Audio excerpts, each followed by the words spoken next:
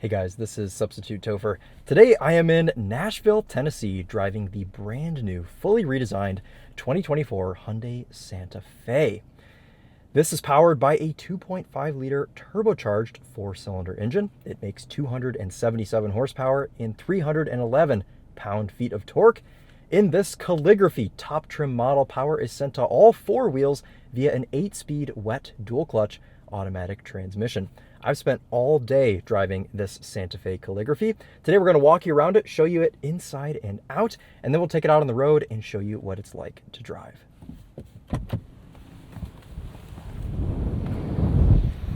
So talk about a huge departure from the outgoing Santa Fe. This thing is completely new. Every single panel has been reworked, redesigned, and we now have a much boxier look and almost Range Rover-esque design on this Santa Fe. I know when I saw the initial press photos of this, I thought it was a Range Rover, and that goes beyond the exterior and into the interior as well.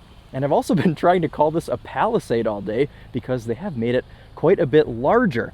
It's 2 inches longer and 2 inches taller than the outgoing Santa Fe, and we have a bit more room inside as well. Overall, it seems to be a pretty nice package, and boy does this design make a statement. And I think that's important in today's market because the market is so saturated with SUVs that if you just continue putting out the kind of so-called jelly bean crossovers, people get bored. And well, this car, it's very striking, and I think that they have done a good job in making a statement. Now, all around this new Santa Fe, we have all of these H's. You can see our DRLs there are H's. We have an H design in the front bumper. The whole grille into the DRLs is an H. And I think if you go around this thing, you could probably count 50 or 60 odd H's. And, well, it all just kind of comes together to make our very boxy Santa Fe. We have these little things on the side, which I found out are little places for you to grab on to jump up top, and if you have a roof box or something, it makes it easy for you to get things on top of the car. So kind of neat. I mean, I haven't really seen anything like this before on a car, but there they are. Let's take a look at our cargo area here in the back. So this has a 5-inch wider opening than the outgoing Santa Fe, and it is 2 inches taller, like I said earlier. We have third row seats in this. That's nothing new for a Santa Fe, but I'll be curious to test out, the one thing I haven't done today yet is sit in these third row seats, so we will do that together. They are manual folding, which I like. Super easy to pull up and down. We just have this cord that puts them right into position, so that is nice and easy. We can fold our second row seats here with these switches on this side panel in the back, and we'll take my backpack out here for a second to show you all the underfloor storage. So we have a little compartment there, which I would throw my sweatshirt in, but I'm in Tennessee and I will forget my sweatshirt in here and never see it again. But you do have a little bit of room next to your toolkit there under the trunk floor. And as you can see, you can still just barely fit a backpack here when you have the third row seats folded up. So it is a decent amount of room, and I think the biggest advantage here is the opening. Of course, on this Calligraphy model, we have a power rear boot hatch, whatever you want to call it. Pricing on the Calligraphy starts at $46,000. The base model Santa Fe starts at about 34 grand. So it isn't incredibly expensive. Of course, once you get up to some of these higher trim levels, you do have to kind of weigh your options and question, is it worth it to spend nearly 50 grand on a Santa Fe? This car is painted in earthy copper, I believe they call it. Hyundai's been experimenting with these matte colors lately, and I think that this complements this kind of wacky, boxy design quite nicely. Let's fold this second row seat out of the way. You can see it does that nicely. Go forwards, please. Nope, the other way. There you go. All right, cool. So that'll open up our third row, and we will see what room is like back here. I was riding with a couple of passengers earlier. There was somebody sat in this seat, so let's sit on this side and see what room is like behind an adult. So as a 5'11" individual, I have a bit more headroom than I do legroom. This seat, you know what, it is kind of far back. We could probably do to move this up just a bit. I would say probably to like right there would be a realistic spot. So I can put myself back here, and yeah, the floor is a little high, but you know, this is one of those SUVs where it's in that size segment to where you don't ever really expect the back seat to be massive. You'd probably want to go for a Palisade if you wanted to have, of course, ample third row seating. We have a knob here for our climate control, which comes out of these vents, which is ironic because the second row does not have a climate control panel, which is one of the things that I don't super love about this Santa Fe. But I suppose if you're a third row passenger, then you have access to this little knob back here to control your side vents. We have USB-C ports back here, and let's go ahead and check out this second row.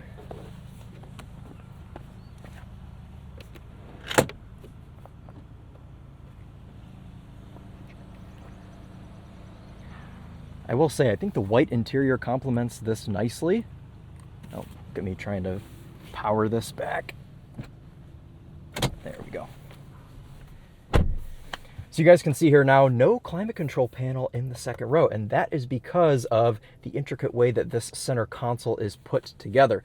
Like we saw in the Kia EV9, we have this cubby that pulls out to give second row passengers some storage. Additionally, the center armrest up front, or this console, whatever you want to call it, opens two ways. So I can open it as a rear seat passenger, and I can open it this way as a front seat passenger.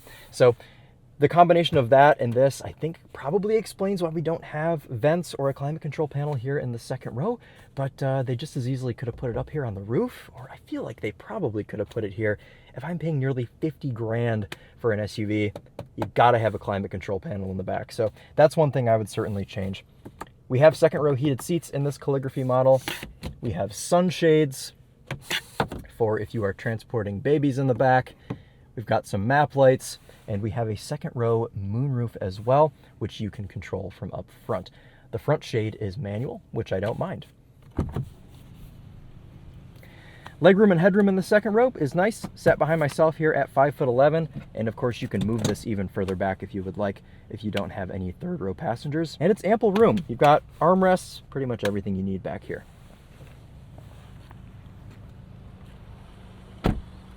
The Santa Fe Calligraphy has a 12-speaker Bose audio system, which, if we have a chance on today's video, we will test that out for you. Let's pop the hood and show you this 2.5-liter turbocharged 4-cylinder. This is shared with a couple of other Hyundai cars. Sonata N-Line, I believe the Santa Cruz, perhaps, has this as well in upper trims. There it is. It does look a little small in here. You can hear it chugging away. There will be a hybrid coming soon. 1.6-liter turbo with a 6-speed auto, so a little bit of a different setup. I think it would have been really cool if Hyundai would have gone for a V6, or even, in my perfect world, a V8, because this design, this sort of commanding shape that we have here, but at the end of the day, it is still a Santa Fe, so you can only ask for so much. The taillight design is a bit strange in the back. Of course, they are H's like everything else, but they do sit kind of low, and I think that that's probably the most controversial design element on this new Santa Fe. This Calligraphy rides on some 21-inch wheels. We're running on some Pirelli all-season tires today. 245/45/21 squared setup. Of course, some black wheels. I don't think it's a bad look, and honestly, they don't affect the ride as much as I thought they would, but I am looking forward to driving one with some smaller wheels on it. All right, let's jump up front and show you what's going on in the driver's compartment. More H's on our seats. You can see here between the perforations. I swear, guys, everywhere you look in this thing, there are more H's. Anything to avoid putting the Hyundai badge on nowadays, it seems. Even on our steering wheel has the Morse code H, the 4 dots, which, don't tell them I said this, but I think that this looks almost identical to the steering wheel in a Range Rover, because they have the same little rectangle. But nope, it's Morse code for H, so that's what our badge is in the middle. Calligraphy gets this nice multi-color leather steering wheel. I don't know for sure if the material on the steering wheel is legit leather. It could be H-Tex or whatever, but the actual seats in the Calligraphy are Napa leather. So they are a very nice, kind of robust feeling leather. It feels like they will hold up to the test of time. In front of our multicolored steering wheel, we have this large curved display, one continuous piece of glass between our cluster and our infotainment system. Being that this is a Hyundai, infotainment works nicely and no real changes this year that I can tell. The only real one is that we now have wireless Apple CarPlay, which is beautiful. I love it. Hyundai is finally catching up, putting their top trim cars equipped with wireless CarPlay, so I do appreciate that. My phone is down here and it is MagSafed onto this wireless charger. Something that we need in cars, in my opinion, because if you put it on a charger that isn't MagSafed, then it just flops around and, you know, is a nuisance. So it's nice to have it stay in place here. I drove this car all day and my phone never moved, so I do appreciate that design. A couple of USB-C ports, and strangely in this car, in the glove compartment, the team of engineers say that since this car was kind of thought up and designed during the 2020 COVID lockdown, they integrated a UV kind of sterilization thing in the upper glove compartment. So I can put my phone in here and close this and press this button that says UVC, and that is now sterilizing my phone. So a little bit of a strange option, but it's there. So I guess, I don't know how long it takes. I suppose I should have asked, but I guess my phone is germ-free now. And then if you don't want your things to be sterilized, you have this lower glove compartment, which holds your owner's manuals and everything else. In between the two, you have a shelf. You can put some more things. And in between that and the lower glove box, we have this nice kind of open pore matte wood, which I actually don't know if it's real, but it might just be a nice kind of simulated matte wood.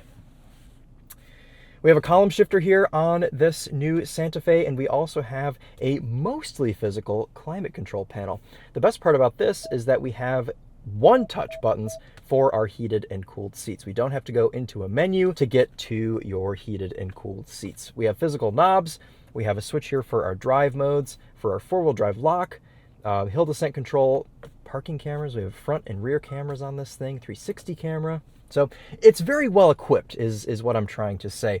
Hyundai is usually pretty good about all of the tech, the features, even on base model cars, which is why some of these higher trim cars are a little bit harder to argue. So let's go out. Let's take this Santa Fe Calligraphy out on the road and see what it's like to drive. About halfway through the video, I will also have a little insert of the Santa Fe XRT, and we have a fun little drive on the off-road course.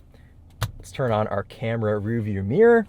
Let's open up our sunroof to get some more light in here. And we'll take this thing on the road, see what it's like to drive. We'll use our column shifter, show you the reverse camera.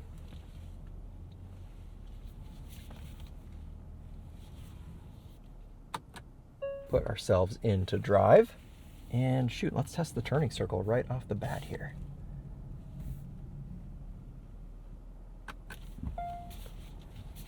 Not too bad. Better than the Nissan GTR I was driving a couple weeks ago. Not that that is a comparable metric at all, but, you know, it's what was on my mind. Now, we have some decently light steering in this Santa Fe, and it's just about what I expected for this car. You know, you don't ever get the super light, precise luxury feel with something like a Hyundai, and it's kind of one of those things that's hard to explain, but if you get into something like a BMW X5, X7, Mercedes GLS, they have this very light and sharp steering that the German manufacturers have really just mastered. But even with that being said, I'm pretty happy with the steering weight on this Santa Fe. I think the biggest takeaway for me today was just the quietness of this car. They've done a great job dialing in NVH, making this thing just whisper quiet. And I mean, that goes from the 2.5 liter to whatever, you know, these Pirelli All Seasons, to sound deadening. It all just works very nicely. Let's bump ourselves up into sport mode, and we'll see what this 2.5 liter can do.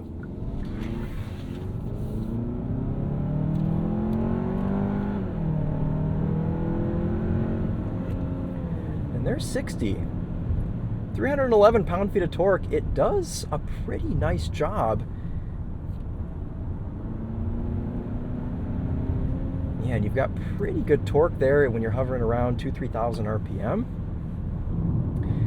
So what about this 8-speed wet dual clutch? Well, I think that is probably my least favorite aspect of the powertrain in this new Santa Fe. And obviously when you're just cruising down the road behind a dump truck, it doesn't necessarily matter. But what I found is kind of on these hillier roads out here in Tennessee, you get the sense that it's struggling a bit to kind of figure out what gear it wants to be in. Of course, it's always choosing the most efficient gear. So, it's running in, 7th gear right now. Put it back into automatic. But you really have to get into that throttle to get it to downshift or to give you any sort of power. The other thing is the throttle response off the line. I'm not a huge fan of that. Again, you really got to get into that accelerator pedal to get this thing to go anywhere. So that's kind of why I prefer torque converter automatics in SUVs like this, because dual clutches are best when they're tuned aggressively. And obviously, you're not going to have an aggressive dual clutch tune on something like a Santa Fe. So I think that this car would have been better suited with a traditional torque converter automatic. That's just my opinion.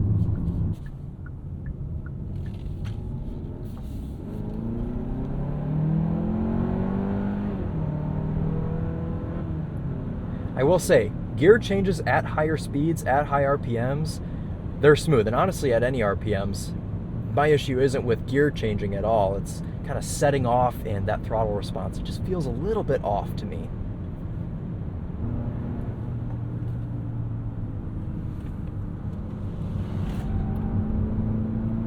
Yeah. It handles nice. This is a little bit heavier than the outgoing Santa Fe. And you can feel that a bit, but it is what it is. I mean, everything just gets bigger until they have to introduce a completely new model.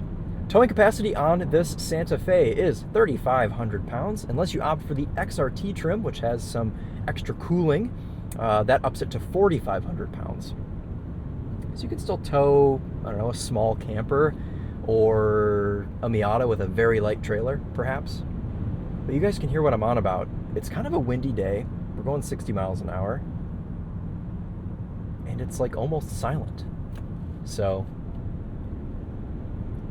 they were aiming for a luxury feel with the Santa Fe, and in a number of ways they have gotten it. Let's test the brakes here.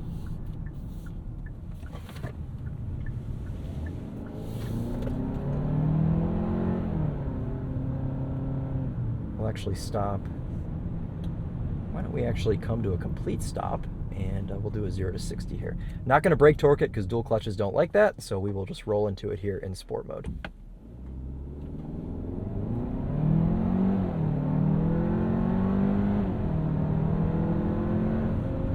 Yeah, not too bad.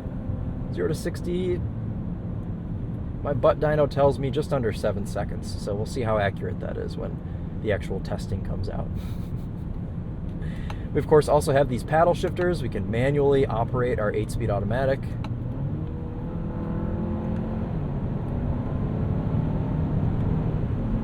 Paddles seem to react nicely.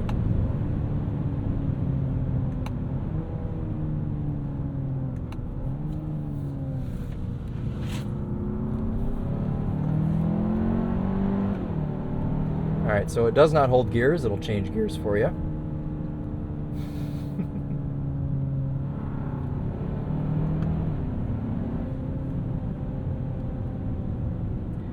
Average MPG today, after putting about 100 miles on this car, we've been hovering somewhere in between the 21 to 23 MPG range. Hello, cows. Hello. It's a new Santa Fe. What do you think? As an SUV, as what they're going for in this segment, I mean, I think that they've done a great job with this. And nope, hold on. Good corner. Steering actually weights up pretty nicely around corners. You don't have a ton of feel When you're in normal mode, it does weight up a little nicer in sport mode for you. The actual ride and the overall suspension tuning in this Santa Fe is excellent. It's damped pretty soft, which means at high speeds, when you're going over crests and things, it is a little bit floaty. You can see there's quite a bit of body roll here. But as far as comfort goes, it's nice. They've done a good job there. This is one of those cars that I think they've really hit the mark with this because it's eccentric to look at. They've made a statement with this design, and it's very inoffensive to drive. Anybody could get in this car, drive it as normal. You'd know how to work everything in here, minus maybe the sterilization glove box thing. You might have to have somebody explain that to you, but mostly this is a very straightforward car.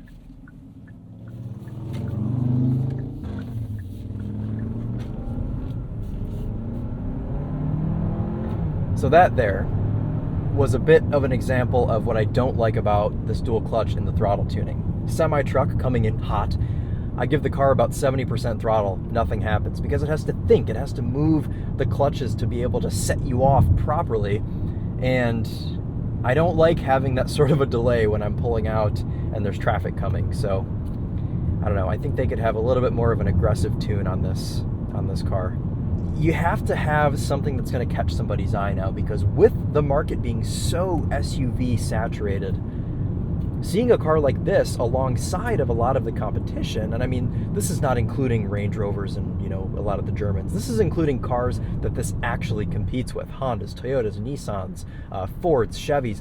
This, in my opinion, makes more of a statement than any of those just by the way it looks. And I think that this is one of those cars where your neighbors are going to say, what sort of car is that? Because I've never seen one before. And to me, that's cool for a Hyundai. And it makes a lot of sense today. And we were saying this a lot with EVs, but I think that matters a lot for these SUVs as well.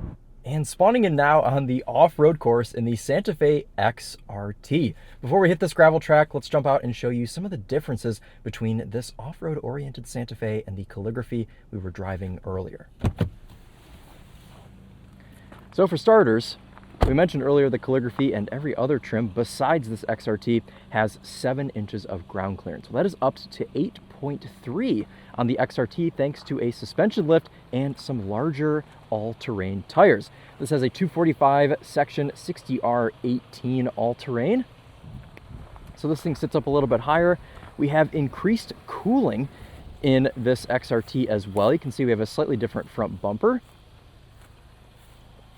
And that also helps up our tow rating on this XRT to 4,500 pounds. So just a couple of slight differences, but honestly, this is more than you get from a lot of the soft rotor trim levels of these smaller SUVs. In fact, you often don't get that much more ground clearance. Usually you get a different set of tires, some different floor mats, and that's about it. So it's cool to see them actually lifting this thing up an additional 1.3 inches.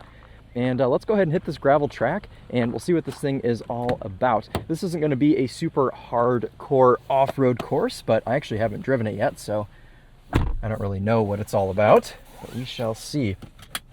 Curious to see how this 8-speed wet dual clutch behaves on this sort of terrain as well. As we saw, wasn't huge on the throttle response of the Calligraphy.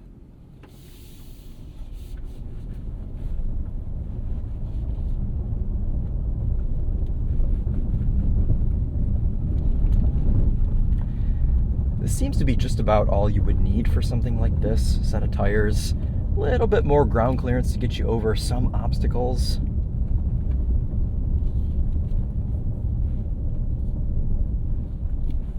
Feel out traction from these.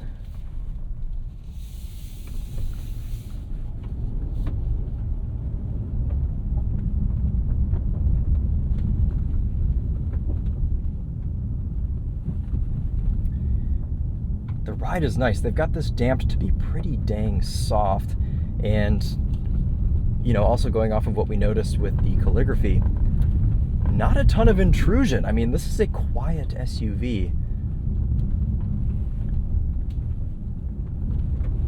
Hit this at a little bit of a pace here. Yeah, it's squishy, it's soft, it's soaking everything up nicely.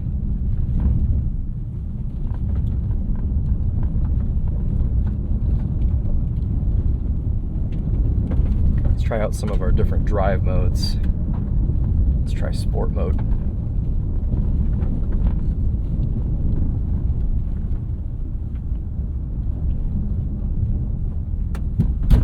Ooh, there's bump stop. We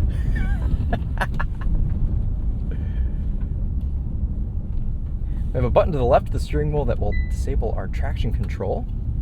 You can see we also have this screen in the middle showing what power is being sent where. Looks like a pretty even distribution here.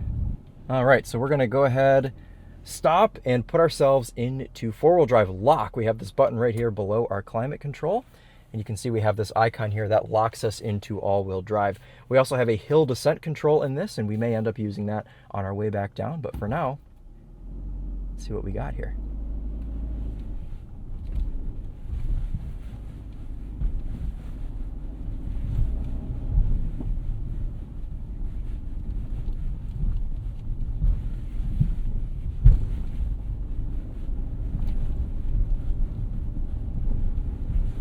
Yeah, no problem at all. No drama from those tires.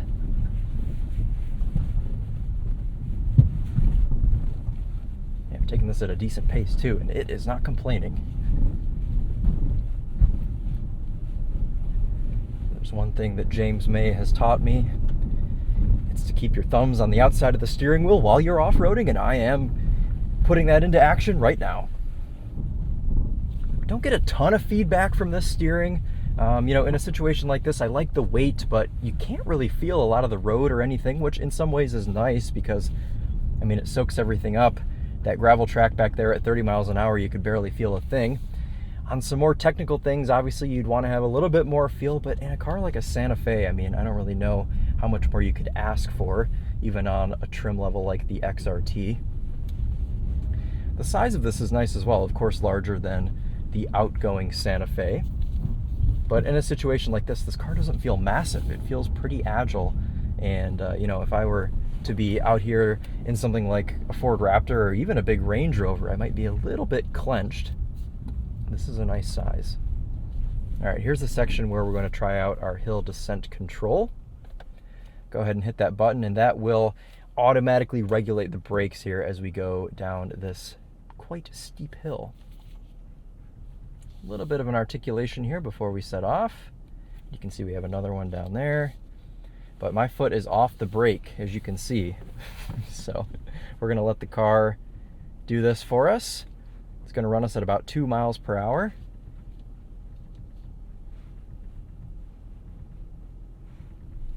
Yeah, it does a nice job. Even over that slight articulation, controlled things pretty well. Now this is a bit more of a technical section, and already am questioning, you know, how is this car going to be on something like this? 8.3 inches of ground clearance, I'm not really too worried about that, but usually I do like to have a front camera, and we only have a reverse camera here on this XRT. Sections like this is where I would like to have some sort of a front camera. Slip in a little bit on that front end. We'll bring it down nice and slow.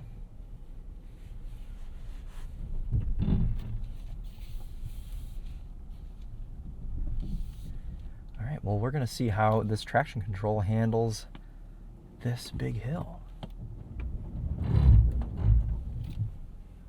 All right, might need a little bit more speed to get going here.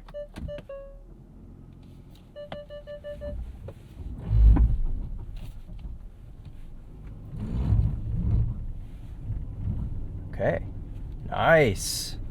Not too much drama. We are still in four-wheel drive lock. Traction is back on. Normal drive mode.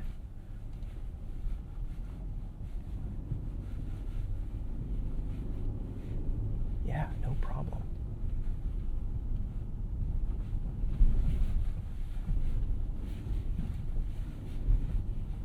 It's also worth mentioning that our front overhang on this new Santa Fe is 20 millimeters shorter than the outgoing car. So we can do a little bit more of this. Of course, you have a better approach angle. In the entire design of the car, you've got a better departure angle and breakover as well. So I think that they've done just enough here with this off-road trim level, and I think it makes a whole lot of sense. So with that, we'll go ahead and get back to the Calligraphy, and we'll give you some final thoughts here on this new Santa Fe. A couple other things I wanted to bring up before we end today's video here in just a few minutes. These Santa Fe's are going to be and are currently being produced in Alabama. So funny enough, these are already at dealers. People have already gotten their hands on these, and they're being produced here in the USA, which is nice. Additionally, forgot to mention earlier, the Santa Fe does not come standard in all-wheel drive. Front-wheel drive is standard, and it's about a $1,500 option to add all-wheel drive. In something like this, I don't really think it matters. The only trim of the Santa Fe where all-wheel drive comes standard is on the XRT, which is the off-road oriented version. For something like this, I don't necessarily know that you'd really need all-wheel drive. Of course, if you're up north where it snows a lot, or if you live somewhere where you're just doing lots of gravel hills all the time, then maybe you would need it. But I think it's nice that they give you the option to kind of get out of the dealership for $1,500 cheaper if you don't need all-wheel drive. And as we wrap up the video, as we're just getting into town here, let's test out this Bose 12-speaker sound system.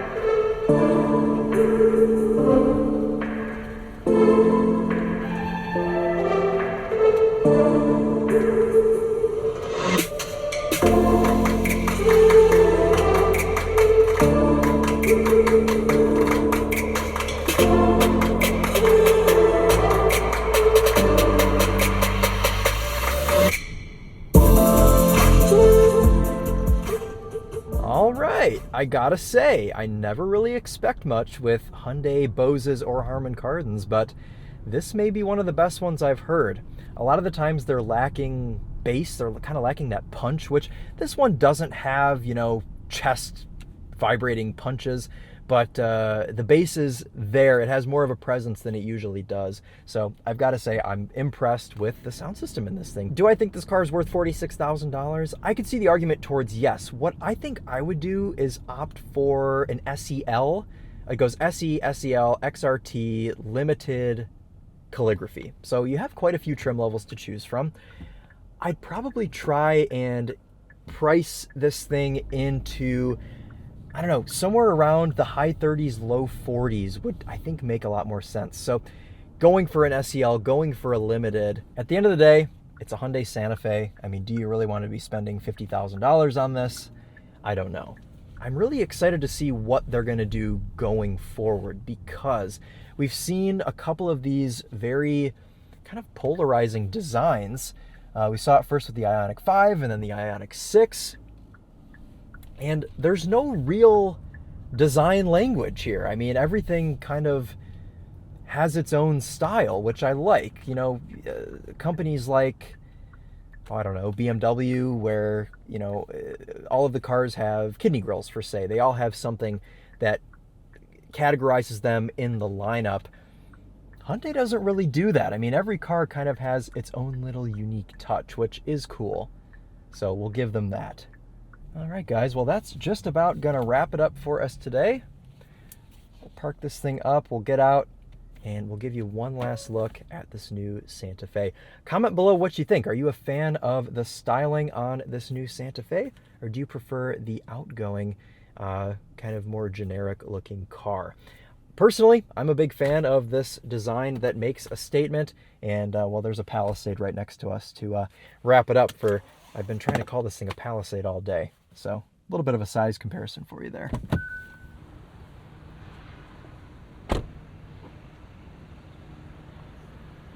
Cool, guys. Well, that's going to wrap it up for us today. Thank you all so much for watching. Let me know what you think of this new Santa Fe, and we'll see you in the next video. Take care.